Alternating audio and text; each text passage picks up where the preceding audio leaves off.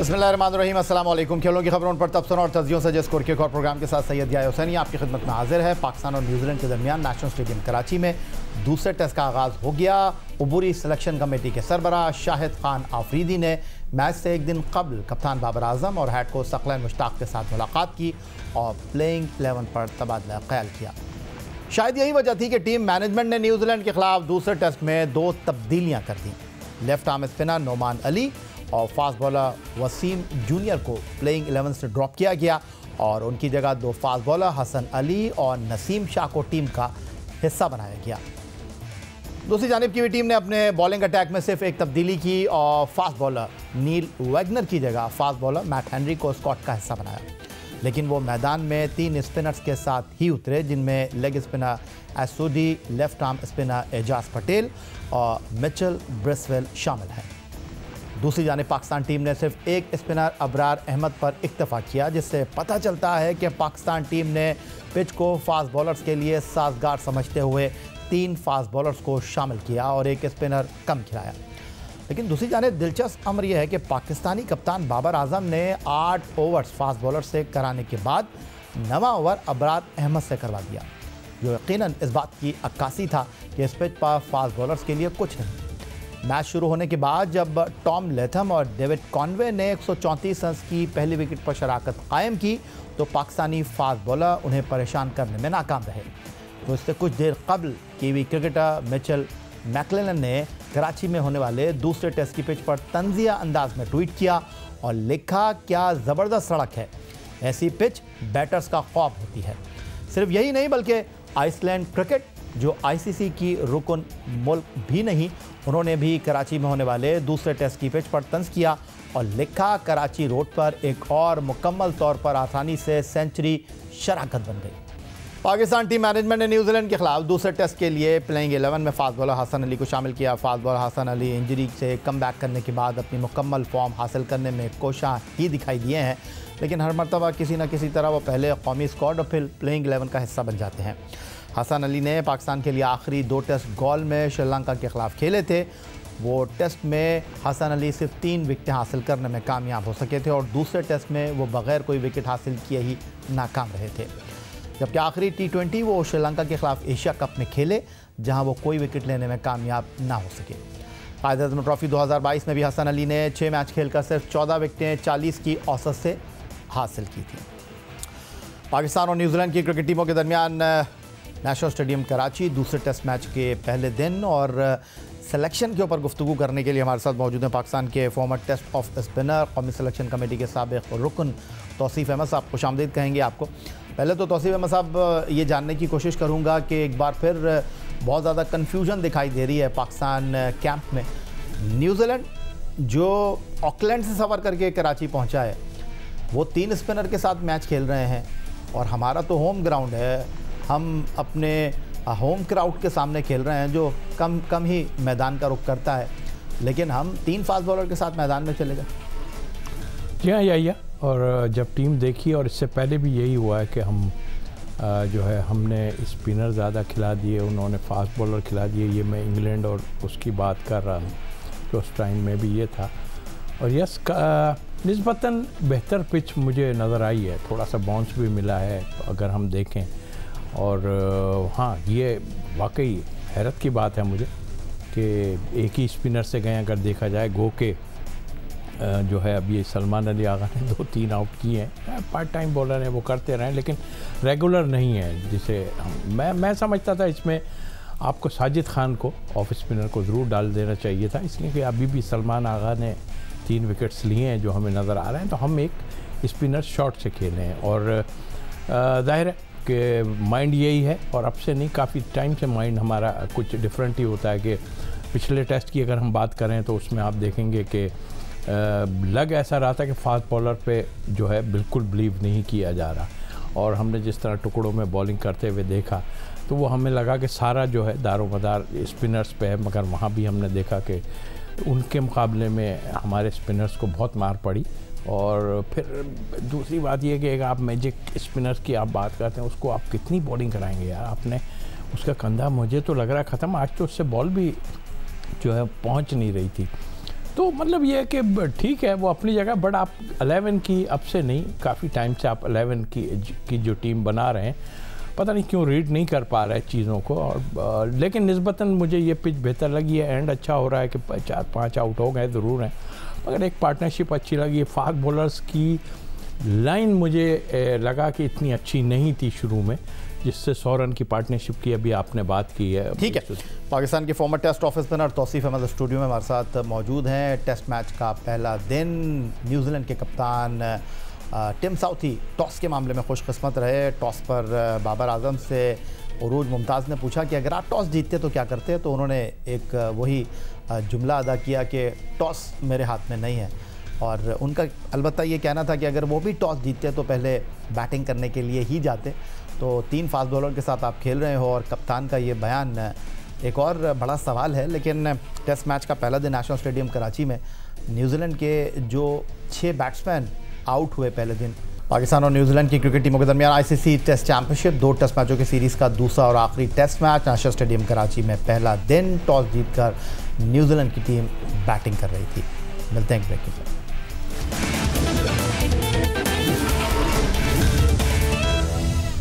Pakistan cricket board की ऊपरी selection committee के सरबराह शाहिद खान आफरीदी ने अपने अरकान के साथ दूसरे टेस्ट के आगाज़ से एक दिन कबल कप्तान बाबर आजम और हेड कोच सखलान मुश्ताक से टीम के इंतखाब और प्लेइंग 11 पर बातचीत की। और इजलास के बाद पीसीबी की जानिब से जारी करदा वीडियो बयान में शाहिद खान आफरीदी ने कहा, सिलेक्शन कमेटी और टीम मैनेजमेंट एक पेज पर हैं। से बात हुई है बड़ी, क्योंकि अंडरस्टैंडिंग बनाने में टाइम लगता है, हमारी नई टीम है, लेकिन अल्हम्दुलिल्लाह बड़ा अच्छा पॉजिटिव टीम मैनेजमेंट की तरफ से और हमारी सिलेक्शन कमेटी ऑलमोस्ट तकरीबन एक ही पेज पे है। और वो हाँ लॉजिकली बात होती है, प्लेयर्स के ऊपर डिस्कशन, उनकी पास्ट की परफॉर्मेंसेस एंड देन डोमेस्टिक की परफॉर्मेंसेस को सामने मद्देनजर रख के हम टीम बनाते हैं। मेरे ख्याल में बड़ा अच्छे माहौल के अंदर सिलेक्शन कमेटी और जो हमारे टीम मैनेजमेंट है उसके बीच में जो कम्युनिकेशन, जो हमेशा मैं बात करता रहूँ कि सबसे इंपॉर्टेंट चीज़ है, अल्हम्दुलिल्लाह हम लोग एक ही पेज पे हैं। इससे कबल पहले टेस्ट के 5वें रोज़ कप्तान Pakistan cricket team Babar Azam press conference के लिए आए तो उनसे सवाल हुआ, क्या सिलेक्शन कमेटी ने वनडे सीरीज़ की टीम के इंतखाब के लिए हेड कोच सखलान मुश्ताक और कप्तान से मशावरत की है, जिस पर बाबर आजम ने क्या जवाब दिया, आप भी सुनिए। सवाल ये था कि ये जो प्रोबेबल्स अनाउंस हुए इसमें कहते हैं कि कोच और कप्तान की कंसल्टेशन नहीं है, तो इस पे थोड़ा सा प्लीज़ बता दें। अभी फ़िलहाल इस पे तो बात मेरे ख्याल से बनती नहीं है। अभी जब वनडे जब आएंगे तो इंशाल्लाह तब बात करेंगे। बाबर आजम वनडे पर बात करने के लिए तैयार नहीं। शाहिद आफरीदी कहते हैं कि टीम मैनेजमेंट और सिलेक्शन कमेटी एक पेज पर हैं। अमूमन सियासत में ये इस्तिलाह इस्तेमाल होती है कि तमाम सियासतदान एक पेज के ऊपर हैं, तो अब क्रिकेट के खेल में भी ये इस्तिलाह इस्तेमाल होने लगी है। तो हमने आज टेलीफोन लाइन पर मदऊ किया है सीनियर सहाफ़ी मज़हर अब्बास साहब को, और स्टूडियो में मतलब हमारे साथ पाकिस्तान के former test off spinner Tauseef Ahmed sahab मौजूद हैं ही। तो मज़हर अब्बास साहब, आप क्या तबसरा करना चाहेंगे? सियासत में तो हम सुनते रहे हैं एक पेज पर है, अब क्रिकेट में सिलेक्शन कमेटी और टीम मैनेजमेंट भी ये इस्तिलाह इस्तेमाल कर रही है, क्या कहेंगे? जी शुक्रिया याया, अजीब सी बात है वैसे, क्योंकि सिलेक्शन कमेटी का टीम मैनेजमेंट के साथ एक पेज पे होना ज़रूरी नहीं होना चाहिए। बिल्कुल दो मुख्तलिफ चीज़ें हैं, बल्कि टीम मैनेजमेंट का सिलेक्शन से कोई ताल्लुक ही नहीं होना चाहिए। टीम मैनेजमेंट का मामला दूसरे होते हैं, सिलेक्शन के मामला दूसरे होते हैं मेरे नुक्ते नज़र से। तौसीफ भाई ज़्यादा बेहतर बता सकते हैं, लेकिन टीम की सिलेक्शन अब शाहिद अफरीदी जो है वो अभी नए नए बने हैं। मेरा ख्याल है, मुझे तो उस पर भी थोड़ा सा इतराज़ था कि ऑलरेडी अगर पिछली सिलेक्शन कमेटी ने कोई टीम दे दी है और एक ऑनगोइंग सीरीज है, उसमें आपको अननेसेसरी चेंजेस नहीं करनी चाहिए थी। आपको तो आगे की प्लानिंग करनी है कि आगे आपने किस तरह टीम को लेके, क्योंकि पाकिस्तान का 2022 का जो सेशन है, सीजन है, वो बहुत अच्छा नहीं गुजरा है। हम इंग्लैंड से पहली मरतबा होम सीरीज जिस तरह वाइट वॉश हुए हैं, एक रिकॉर्ड कायम कर दिया हमने वाइट वॉश होने का, वो कि पॉजिटिव साइन ये है कि इंग्लैंड की टीम भी पाकिस्तान आई, न्यूजीलैंड की टीम भी अब खेल रही है, तो ये पॉजिटिव साइन है। लेकिन परफॉर्मेंस वाइज T20 की भी तैयारी हमारी उस तरह नहीं थी जो जिस तरीके से T20 में हमारी परफॉर्मेंस रही। तो आगे का सोचना चाहिए सिलेक्शन कमेटी को। ना कि ये कहना कि सिलेक्शन कमेटी और टीम मैनेजमेंट एक पेज पर होने से क्या मतलब है। अगर टीम मैनेजमेंट क्या सिलेक्शन कमेटी को दबाव में लाएगी या प्रेशर करेगी कि फलां खिलाड़ी को खिलाना है नहीं खिलाना, मेरे ख्याल में तो सिलेक्शन कमेटी को टोटली ऑटोनमस इंडिपेंडेंट होना चाहिए। हाँ, जब परफॉर्मेंस खराब हो तो उसका भी क्रेडिट सिलेक्शन कमेटी को जो है लेना चाहिए। अगर अच्छी परफॉर्मेंस है तो लेना चाहिए और ख़राब परफॉर्मेंस है तो जिम्मेदारी भी लेनी चाहिए उसकी। तो आमतौर पे यही तरीक़ेकार रहा है। बाकी हो सकता है कि उन्होंने एक पासिंग रिमार्क्स के तौर पे ये बात कर दी हो, लेकिन उन्हें बिल्कुल भी टीम मैनेजमेंट का वो नहीं होना चाहिए और अपनी टीम को बेहतर सेलेक्ट करें, उसी पर उनकी परफॉर्मेंस बेस करेगी कि सिलेक्शन कमेटी क्या नए लड़कों को पिक करती है। क्योंकि देखिए हमारे यहाँ अब क्लास प्लेयर्स बहुत कम आ रहे हैं, जिनको हम क्लास कहते हैं, जो हमने 70s 80s इवन 90s तक में देखा, उस तरह के क्लास प्लेयर्स बहुत ही कम हमारे यहाँ अब आ रहे हैं। तो आपने निकालना है ग्रास रूट लेवल पे अच्छे लड़कों को, अच्छे बैट्समैन को, अच्छे बॉलर्स को। हमारे यहाँ फिटनेस के बहुत मसाइल हैं कि हमारे प्लेयर्स इतनी जल्दी अनफिट हो जाते हैं कि आप एक सीजन खेला है और आप अनफिट हो गए। फिर मेरे नुक्ते नज़र से तो T20 एटलीस्ट T20 और टेस्ट की टीमें बिल्कुल मुख्तलिफ होनी चाहिए। ठीक है, मज़हर अब्बास साहब हमारे साथ लाइन पर रहेंगे क्योंकि अब सियासी इस्तिहारे इस्तेमाल हो रहे हैं खेल में, तो फिर हमने सोचा कि सियासी तज्ज़ियाकारों को भी मदऊ करें शो में और ज़रा उनसे पूछें। और वैसे भी अब सियासी तज्ज़ियाकार और खेल के मैदान कहाँ लग रहे हैं। नजम अजीज़ सेठी साहब सियासत पर तबसरा करते थे, अब वो क्रिकेट को देख रहे हैं। तो मज़हर अब्बास साहब अगर अपने लबों को जुम्बिश दे रहे हैं, ख्यालात का इजहार कर रहे हैं, तो फिर बुरा नहीं मानना चाहिए। तौसीफ अहमद साहब, क्योंकि आप खुद क्रिकेट खेले हैं, ड्रेसिंग रूम आपने शेयर किया है, मज़हर अब्बास साहब की आपने गुफ्तगू सुनी, वो कहते हैं कि जी सिलेक्शन कमेटी की राय बिल्कुल डिफरेंट होनी चाहिए, टीम मैनेजमेंट बिल्कुल डिफरेंट सोचना चाहिए। तो मैं आपसे ये जानना चाहता हूँ, क्योंकि आप सेलेक्टर की हैसियत से भी इस क्रिकेट बोर्ड के साथ माजी में काम कर चुके हैं, तो आप क्या कहेंगे? देखिए, पूरी दुनिया में ऐसा ही होता है कि सिलेक्शन कमेटी जो है वो सारा वही करती है। ठीक है, अगर वो बात कर ले कुछ, लेकिन उनका अपना एक डिसीजन होता है। ऑस्ट्रेलिया ले लें या दूसरी जगह पर, उनका एक डिसीजन होता है। हमारे यहाँ कुछ ऐसा सिलसिला है, और अब से नहीं, बहुत पहले से है, कि जो जब तक आप टीम मेंबर्स यानी कप्तान और इनसे बात ना करें, ये अब से नहीं, काफ़ी पहले से हो रहा है कि उनकी मर्ज़ी से बैठ के अच्छी चीज़ भी होती है ये, बट समटाइम इसका नुकसान भी हो जाता है। इसका नुकसान ये होता है कि अभी आपने पिछले सालों में जो देखा, उसमें आपका कॉम्बिनेशन कहीं भी नहीं था, और उस पर आप सिलेक्शन कमेटी को भी बिल्कुल दोष दे सकते हैं। और उसके अलावा अगर मशवरे हुए हैं जिस तरह, जैसे अभी आपस में ज़रूर बातचीत होनी चाहिए, लेकिन अपना एक डिसीजन होना चाहिए सिलेक्शन कमेटी का। ये मैटर करता है वैसे तौसीफ अहमद साहब के कप्तान तगड़ा हो, चीफ सिलेक्टर हल्का हो, या चीफ सिलेक्टर तगड़ा हो, कप्तान हल्का हो? गेम को जानना बहुत ज़रूरी होता है, और डेफिनेटली कप्तान अगर है तो उसकी पावर बिल्कुल होनी चाहिए, लेकिन वो जब टीम बना रहा है तो उस वक्त जो है चेयरमैन सिलेक्शन कमेटी और सिलेक्शन कमेटी का हैवी होना चाहिए। हमने मिकी आर्थर के साथ काम किया, बिल्कुल हमने उसकी बात सुनी है, और वो वही चीज़ देखता था जो हम डिबेट होती थी उस पर, उसके बाद टीम बनती थी। तो आप अगर रेशो उठा के देख लें तो सक्सेस का रेशो है उसमें। चैम्पियंस ट्रॉफी ले लें, हम नंबर 1 भी हुए, इसी तरह की चीज़ें। लेकिन आई थिंक, मेरा ख्याल है बिल्कुल होना चाहिए। और बहुत पावर जो है ना, अब वो टाइम चला गया कि बहुत पावर किसी कप्तान के पास होती थी किसी ज़माने में, लेकिन अब ये होना चाहिए। अब हम उतार भी लेते हैं ना अपने ऊपर से कि यार चलो ये इन्होंने अंदर खिलाना है, इन्हीं को देखना चाहिए, बट मेरा ख्याल ये नहीं है।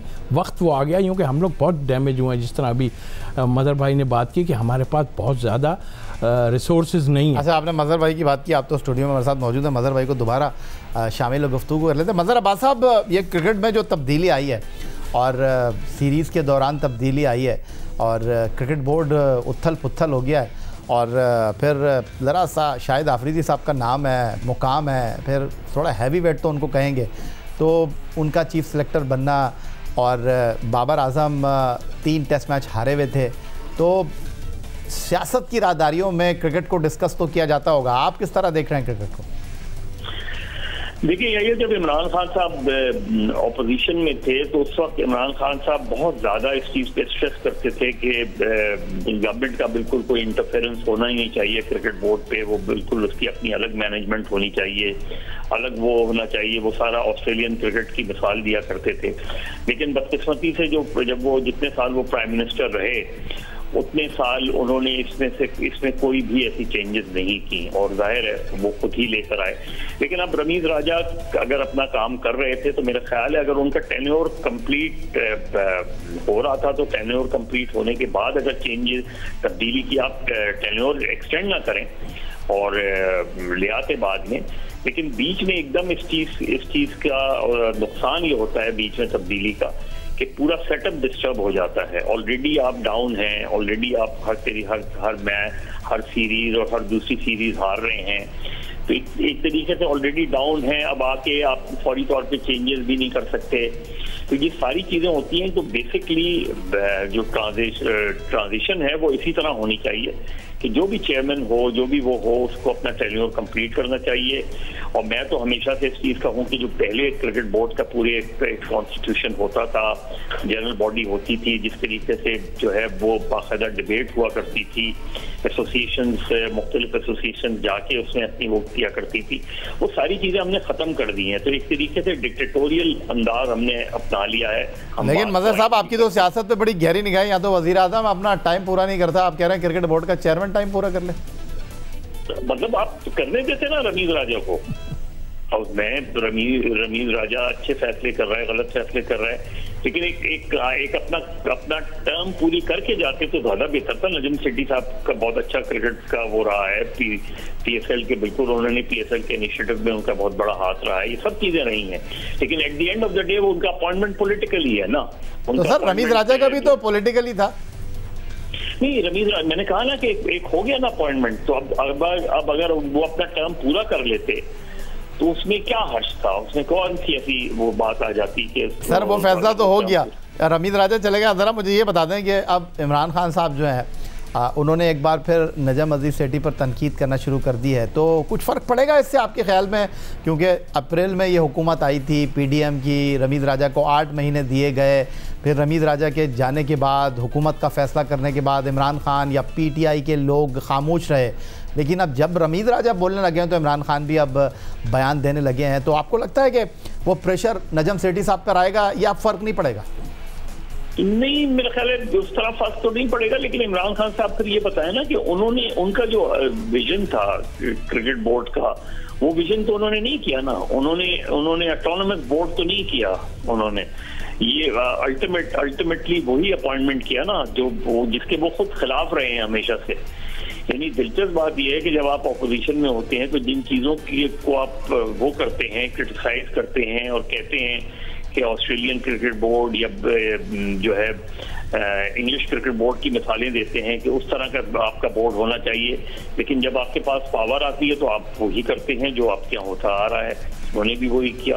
फिर डिपार्टमेंटल आपने क्रिकेट खत्म कर दी, ठीक है, आपका एक विजन जरूर है, लेकिन आपको अंदाजा भी नहीं है कि इससे क्रिकेटर्स की बेरोजगारी में कितना इजाफा हुआ है। जो डिपार्टमेंट्स थे उनके दरमियान भी कंपटीशन होता था। तो हम जब एक ऑस्ट्रेलिया या इंग्लैंड या उनको सामने रखते हैं तो फिर अपनी ग्राउंड रियलिटीज पे तो देखें कि आपके ग्राउंड पे क्या है, कितना रेवेन्यू जनरेट हुआ है डिपार्टमेंटल क्रिकेट खत्म करने के बाद, क्या फाइनेंशियल जो है सिचुएशन बेहतर हुई है फर्स्ट क्लास क्रिकेटर्स की। दूसरा ये कि सिलेक्शन कमेटी का, मैंने कम से कम, हो सकता है मैं गलत हूँ, मैंने भी ये ऑब्जर्व किया कि हमारी सिलेक्शन कमेटी जिस तरह उन्हें पाकिस्तान भर का टूर करना चाहिए, लड़कों को पिक करना चाहिए, शायद हम नहीं करते। बात इसके कुछ बड़े टूर्नामेंट्स हो गए, उसमें से हमने लड़के पिक कर लिए। तो मेरा ख्याल है नजम सेठी साहब का सही है, गलत है, अब तो ये उनका टेस्ट होगा। यहाँ मसला ये होता है कि अगर आप जीत जाएं तो जाहिर है आपकी वाह होती है, और अगर हार जाएं तो मैंने एक वक्त में लिखा भी था कि 92 के वर्ल्ड कप के फाइनल में अगर इमरान खान वो फाइनल हार जाते तो जहां जब उनका हजारों की तादाद में लोगों ने इस्तेमाल किया था, अगर फाइनल हार जाते तो उनके घर पे और क्रिकेटर्स के घर पे पत्थर मारे जाते। ये हमारी बदकिस्मती रही है हमारे उसमें। तो मेरे ख्याल में कि मैं तो इस चीज़ के हक में हूँ कि क्रिकेट बोर्ड एक ऑटोनमस बॉडी होनी चाहिए और उसके जो चेयरमैन हो या मेंबर्स हो उनके लाने का तरीका भी डेमोक्रेटिक होना चाहिए। ठीक है, बहुत शुक्रिया आपका मज़हर अब्बास साहब हमारे साथ टेलीफोन लाइन पर मौजूद थे और यही आज का हमारा प्रोग्राम था। ट्विटर पर आप मुझे फॉलो कर सकते हैं, हमें ईमेल कर सकते हैं score@geo.tv पर और अपनी राय से आगाह कर सकते हैं। इस दुआ इस उम्मीद इस तवक्को के साथ कि पाकिस्तान में खेल और खिलाड़ी तरक्की करते रहें। सैयद याहिया हुसैनी को स्कोर की पूरी टीम के साथ अगले प्रोग्राम तक के लिए इजाज़त दीजिए। अल्लाह हाफ़िज़।